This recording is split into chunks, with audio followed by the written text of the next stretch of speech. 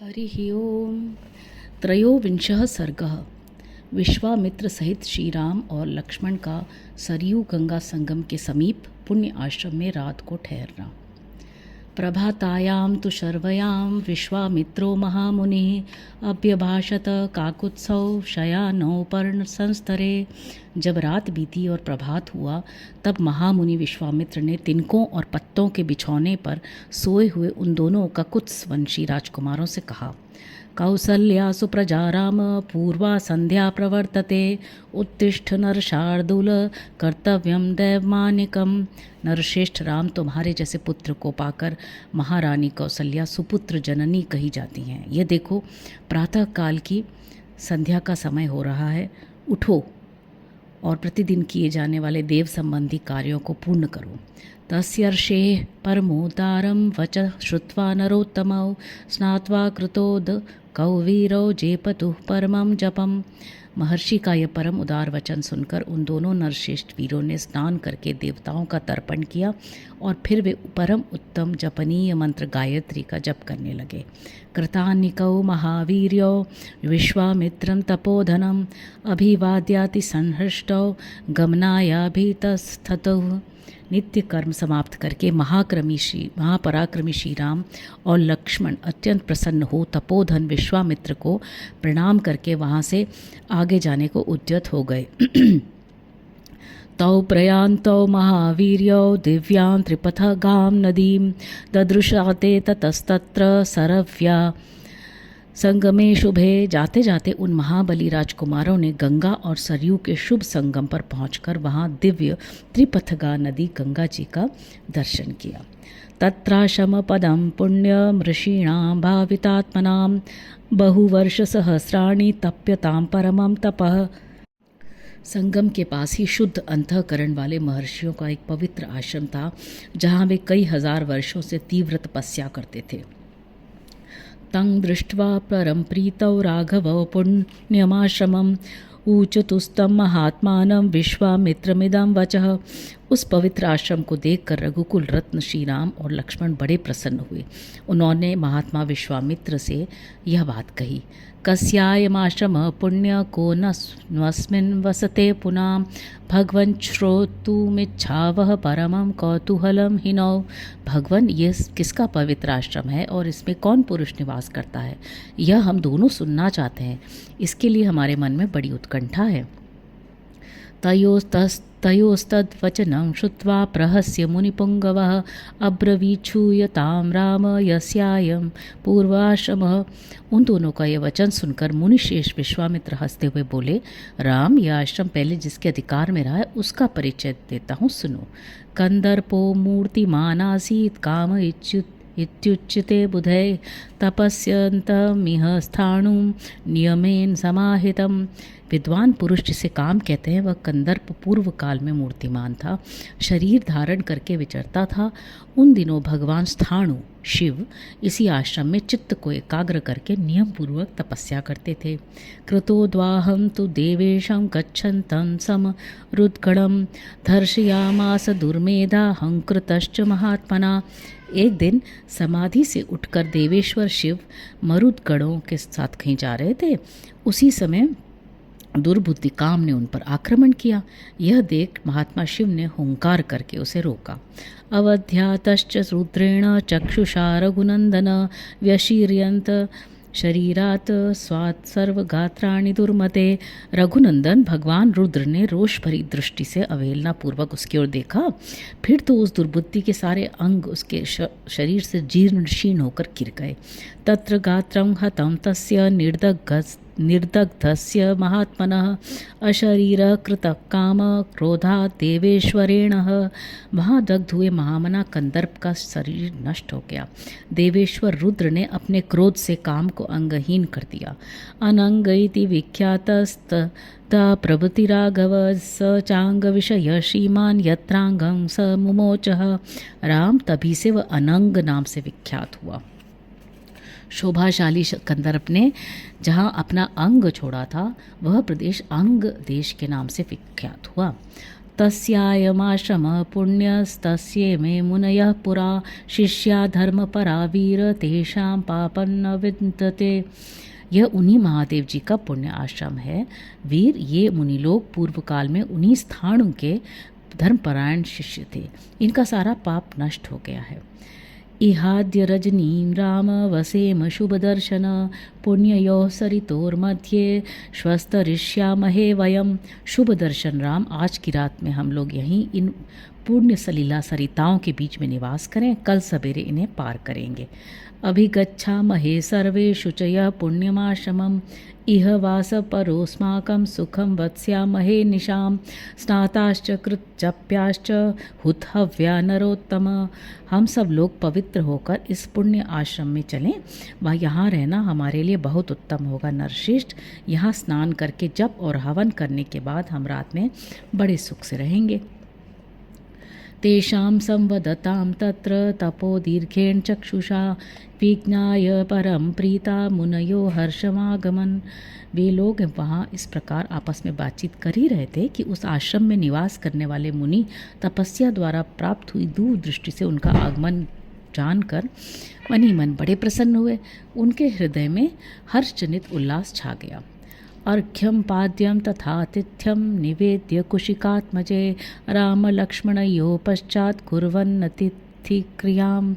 उन्होंने विश्वामित्र जी को अर्घ्य पाद्य और अतिथि सत्कार की सामग्री अर्पित करने के बाद श्री राम और लक्ष्मण का भी आतिथ्य किया।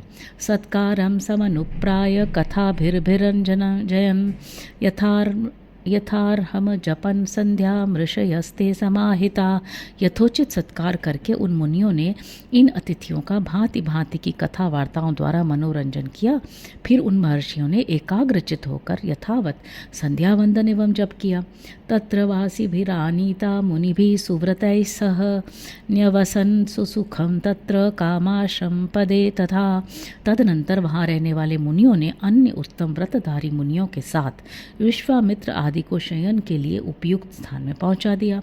संपूर्ण कामनाओं की पूर्ति करने वाले उस पुण्य आश्रम में उन विश्वामित्र आदि ने बड़े सुख से निवास किया।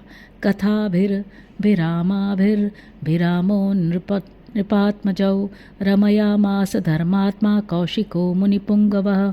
धर्मात्मा मुनिश्रेष्ठ विश्वामित्र ने उन मनोहर राजकुमारों का सुंदर कथाओं द्वारा मनोरंजन किया। इत्यार्षे श्रीमद् रामायणे वाल्मीकि आदिकाव्ये बालकांडे त्रयोविंशः सर्गः। इस प्रकार श्री वाल्मीकि निर्मित आर्ष रामायण आदि काव्य के बालकांड में 23वां सर्ग पूरा हुआ।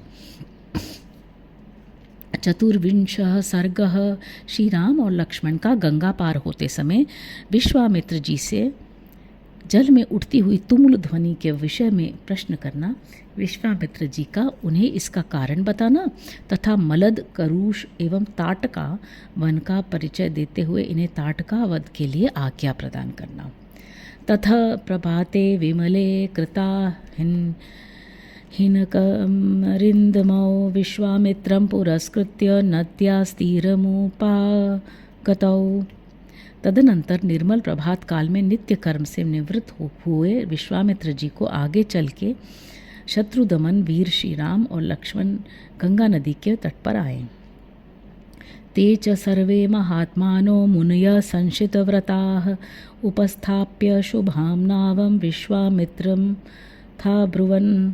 उस समय उत्तम व्रत का पालन करने वाले उन पुण्याश्रम निवासी महात्मा मुनियों ने एक सुंदर नाव मंगवाकर विश्वामित्र जी से कहा, आरोहतु भवान् नावं राजपुत्र पुरस्कृतः अरिष्ट गच्छ पंथानं मा भूतकालस्य पर्ययः।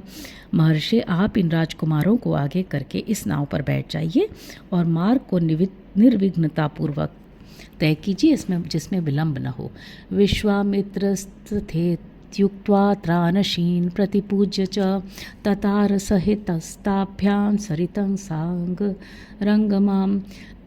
विश्वामित्र जी ने बहुत अच्छा कहकर उन महर्षियों की सराहना की और वे श्री राम तथा लक्ष्मण के साथ समुद्रगामिनी गंगा नदी को पार करने लगे।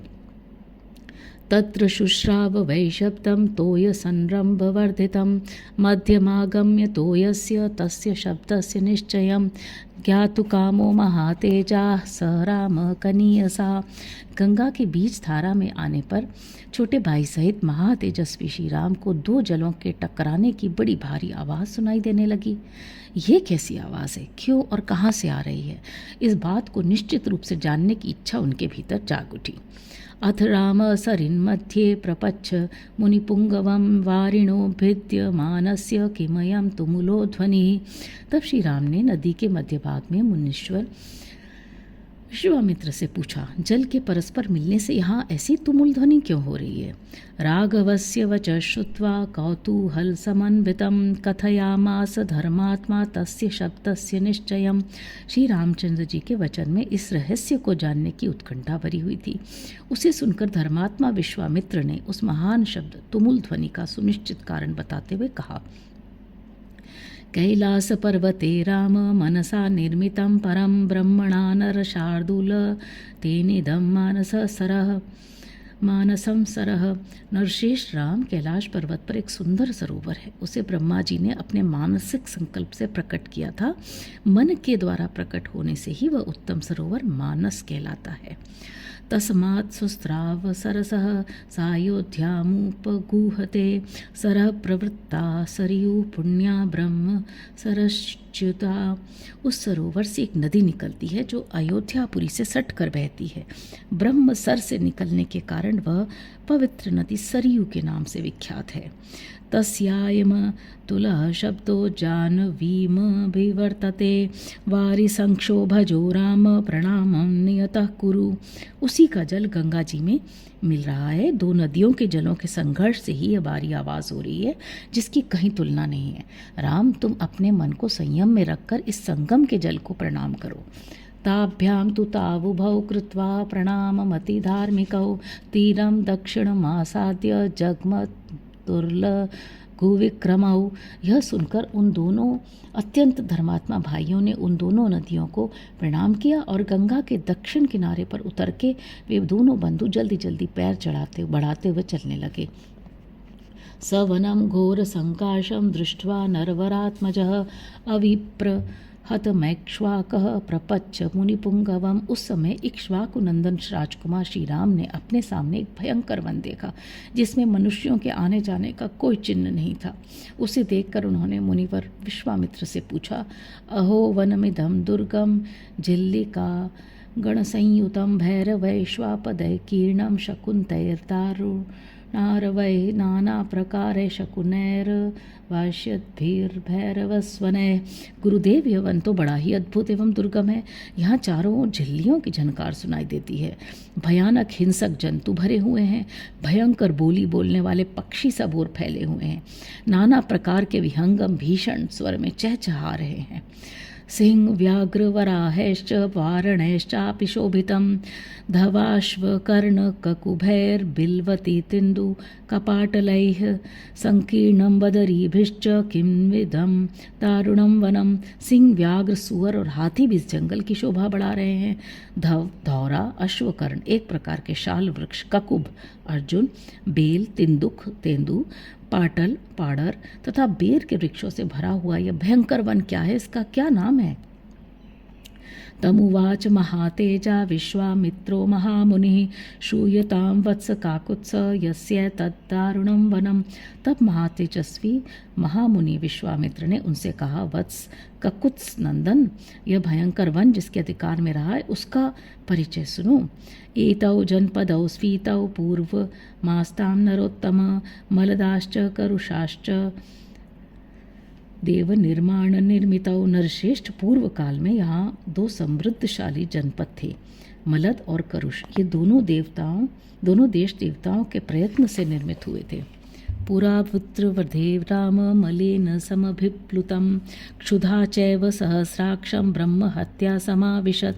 राम, पहले की बात है, वृतासुर का वध करने के पश्चात देवराज इंद्र मल से लिप्त हो गए। क्षुधा ने भी उन्हें धर दबाया और उनके भीतर ब्रह्म हत्या प्रविष्ट हो गई।